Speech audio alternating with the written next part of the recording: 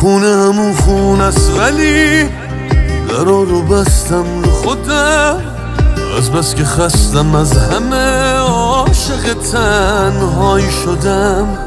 بارون دیگه نمیزنه، پاییزم عاشقونه نیست، هیچی شبیه قبلنه، این آدم دیوونه نیست.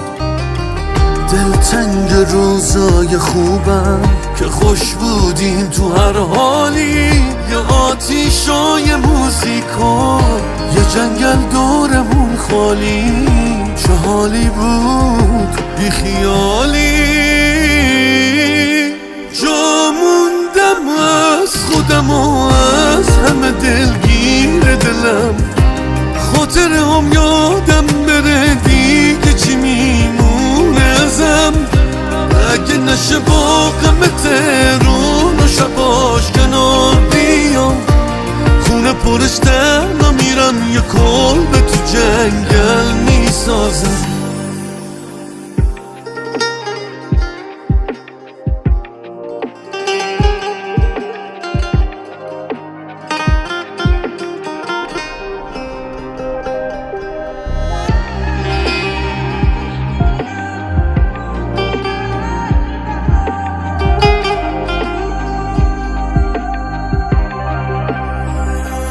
اگه دوباره رفتی تو اون حال و هوا، بارون که بارید چتر تو بردار و بیا، شاید تونستیم، شاید تموم شد این شبا. چه میدونستم تهش قراره چی بشه، من فکر میکردم میگذره و تموم میشه، کاشکی بدونم بعد تو این هوا چشه. جا موندم از خودم و از همه دلگیر دلم، خاطره هم یادم بره دیگه چی میمونه ازم.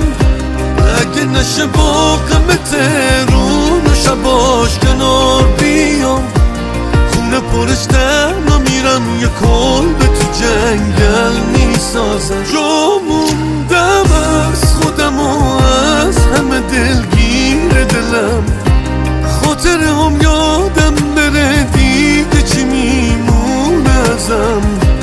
اگه نشه با غم تهرون و شباش کنار بیام، خونه پرش تنها میرم، یه کلبه تو جنگل میسازم.